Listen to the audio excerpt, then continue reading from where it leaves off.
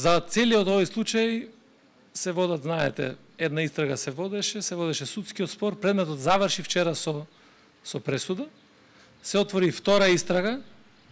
и за таа истрага се заврши процесот, се подигна обвинението, ќе се води судскиот спор и сигурно ќе имаме пресуди. Тоа што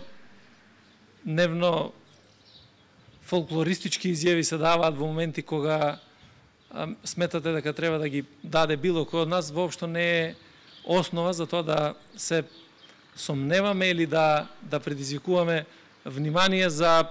работи кои што апсолутно немаат никаква врска со вистината. Затоа што знаете дека претходно имаше едно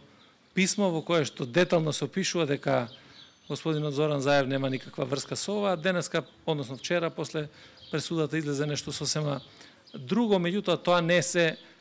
факти и основа на кои што се темели било каква истрага. Ние рековме од самиот почеток во партијата, не само за овој случај, за сите случаи,